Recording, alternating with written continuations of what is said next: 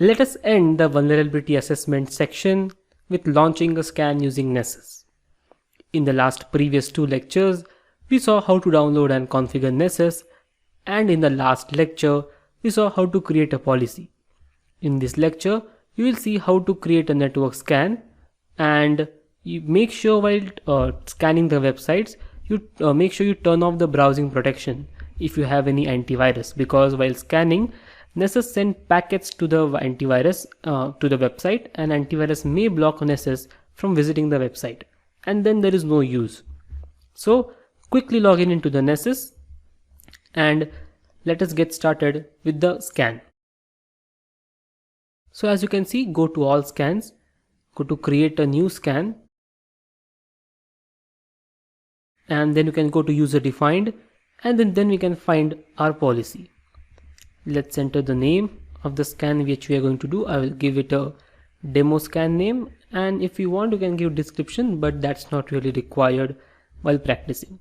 Again, a warning, please do not use Nessus to scan some random websites, as it is out of bound and you may face legal action for doing this, because all these scanners send packets to the target machine, and if the target machine has a firewall, they may detect from where the packets are coming and you may get compromised. So without having any prior permission, do not use such scans, and also the other tools which we are going to demonstrate in future videos. Now it is time to input the target. So we will enter the target IP address of certifiedhacker.com website. We know how to find out the target IP address of Certified Hacker. We will use OSINT tools or website for hacking. So in this tutorial we are not going to use Certified Hacker, but we will use a different website. So these 15 vulnerable websites are legally used to hacking your practice skills. So let us scroll down and let's pick one of them.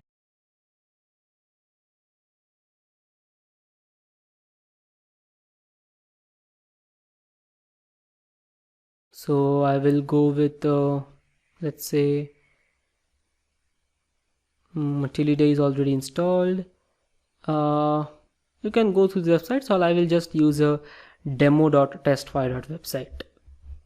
So you can just Google, and this is Electromutual something, it's there, but this website is only meant for hacking, so you can legally use it. So I will use the demo.testfire.net website.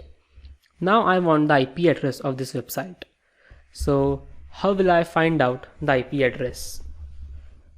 We have learned how to gather information, and we have also learned how to use the OSINT framework.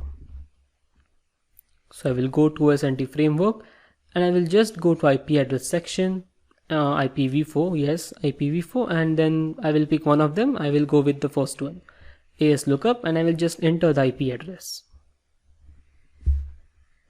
I will hit go, and there you go. Please select domain and click search. In a moment you will get the results. Voila, we have got the IP address 65.61.137.117.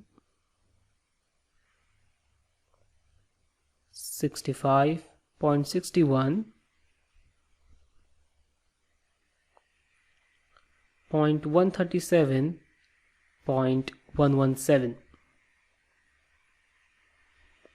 and then click save the scan.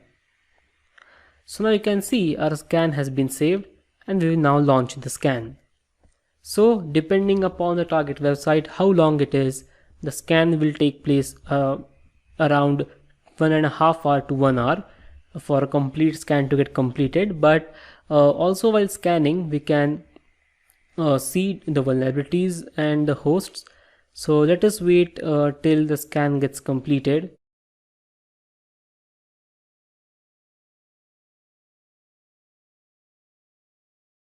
As you can see, the scan is still going, and I guess we have found something.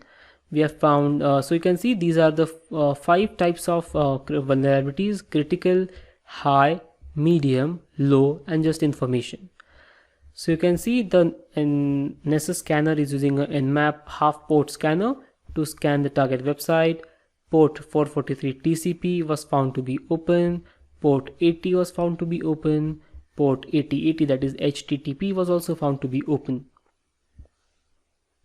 Let us head back to vulnerabilities and let's wait for something more interesting. Now we have got something interesting. We have got 8 medium vulnerabilities and 2 low vulnerabilities. Around 94% of the scan is completed. So let's go to vulnerabilities. Let's see the mixed.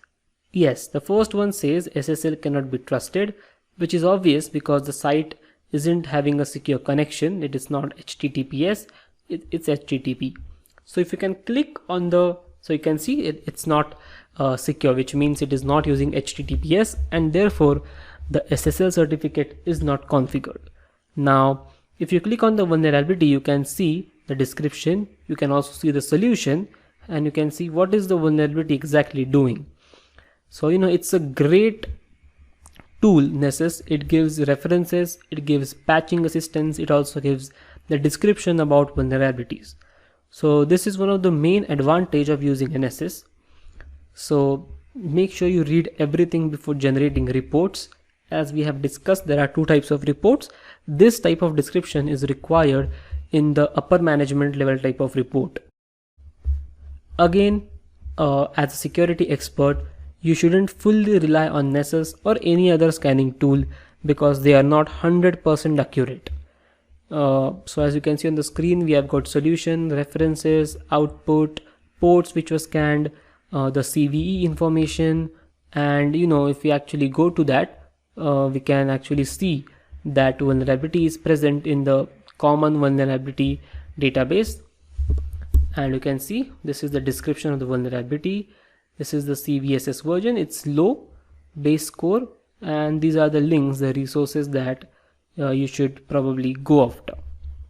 And that is why security experts always prefer Nessus, because it is a comprehensive tool and it is constant under development.